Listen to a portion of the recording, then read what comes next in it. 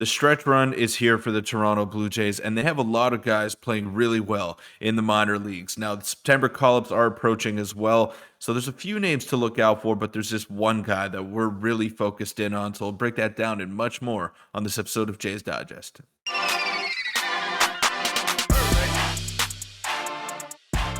What's up, Jays fans? I'm your host, Peter Vryonis, alongside host Nick Gosse. And Spencer Horowitz, he's no secret to Blue Jay fans and to the Blue Jays organization. He had a cup of coffee in the big leagues this year, didn't look overmatched whatsoever, and actually got moved up into the middle of the order in one of his starts. So he went 2 for 8 in his couple of games that he had.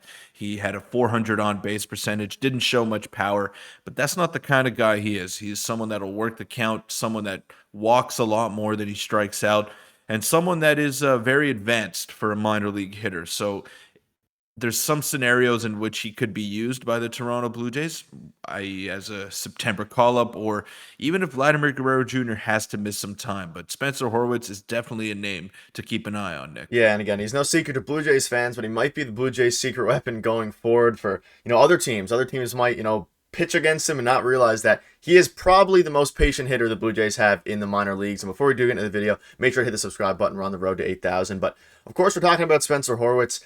The Blue Jays, and like you said, Vladimir Guerrero Jr., who knows how severe his injury is. It's day-to-day right now. But regardless, even as a September call-up, you can see the stats that he has so far in the minors. And looking at his AAA stats, he played a lot of games this year, 99 games. He basically had a full season, as big of a season as you can have in a minor league, a 921 OPS. And Peter, he's been a guy who kind of been on the Blue Jays, prospect list, the radar for a very long time. And this might be the year that he finally is able to, break the team in September. Again, he played 3 games. He hit 250. He got on base at a, 4 to 10 clip. But he's not a power guy, but he could be a guy the Blue Jays could definitely use going forward.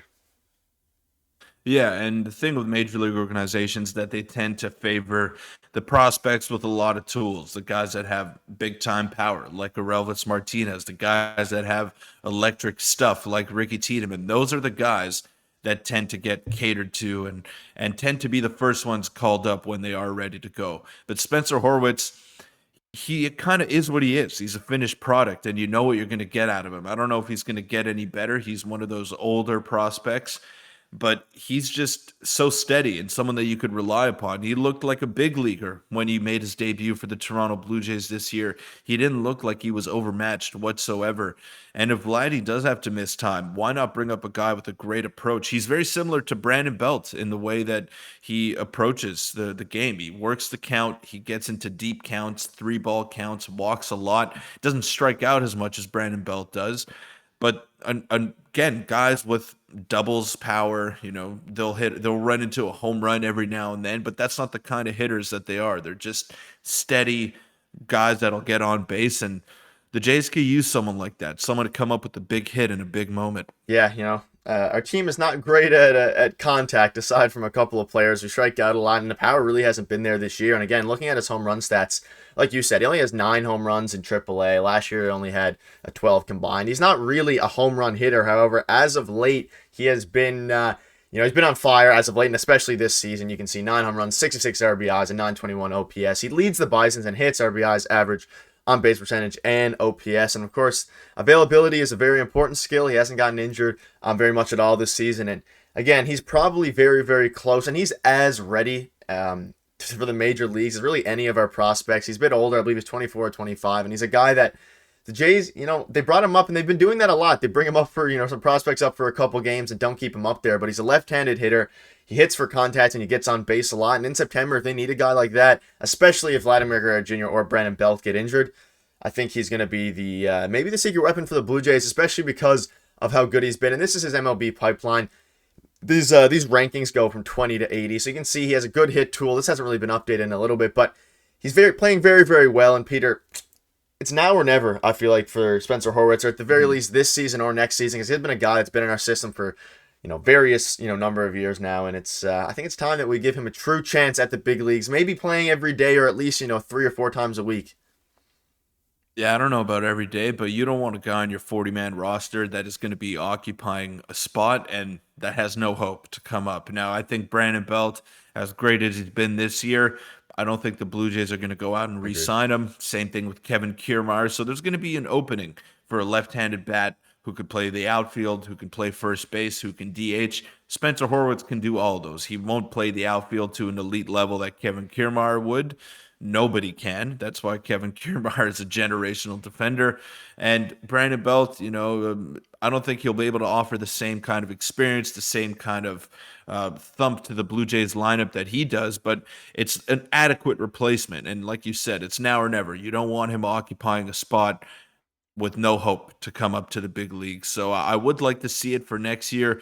I don't know what his impact will be going forward in 2023, but I could definitely see him having a role in the September call-up window. And we're talking about Vladdy if he gets hurt or if he has to go on an IL stint. I saw some things about Espinal. If he's not cutting it, and he hasn't been cutting it for the most part at the big league level, why not call up Spencer Horowitz? Who cares about the fit?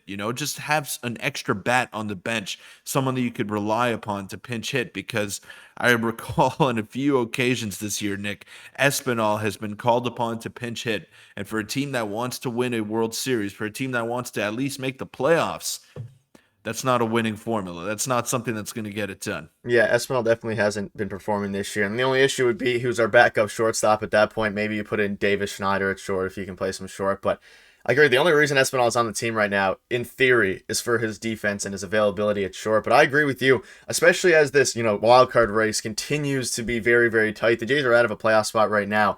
You can't be affording to give at-bats to players who aren't rolling. You have to ride the hot hand, and that's something that John Snyder's been doing very, very well lately, especially with Kevin Biggio and things like that. And if you see a guy in the minors who's mashing, like Spencer Horwitz has the entire season and as of late, in the September call-up, when you're picking between those prospects, you want to get a guy that's hot right now, not necessarily has the potential to be hot in the future. And especially with Vladimir Guerrero Jr.'s injury, Horwitz can play first base, he can play the outfield, he's versatile in a similar way to Kevin Biggio. Now, some might argue that the Biggio and Horwitz thing might be redundant if they're both playing very, very well, which there is a point to make there. But regardless, I think getting a hitter up there instead of Espinal would be very, very useful. The only issue is then is if Bo Bichette needs to get subbed out or he gets hurt or whatever, who is your backup shortstop in that equation? You can make an argument for Davis Schneider. I'm not sure how much he's played shortstop in the minors. I don't think very much, but I think that's the only reason why Espinal is on the team right now. And we DFA'd Paul DeJong, which, again, he is an elite shortstop at the defensive level, but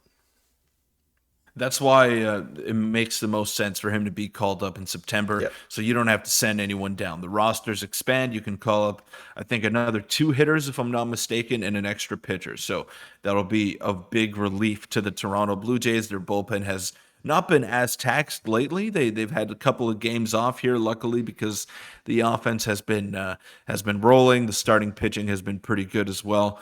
But yeah, the Blue Jays do need some reinforcements. They're starting to get everyone back and healthy right now. And I don't think the Vladdy injury is serious. I think he's day-to-day. That's what John Schneider said. And he'll probably be back in there today if it were to be my guess. So it's going to be interesting to monitor that situation. But of all the players that the Blue Jays could call up when it comes to position players in September, I think Spencer Horowitz is going to be the first one getting the call. yeah, I agree. And not saying there's, Aurelius Martinez is obviously a guy as well, but I think they're going to go with someone who they're going to might be more ready for the big leagues than Spencer Horwitz. But that'll wrap up the video. The Jays start a huge series against the Baltimore Orioles tonight. It's kind of now or never for them as well. So hopefully Yusei Kikuchi can continue his hot run and the Jays can win there. And thank you guys for watching. We'll see you tomorrow.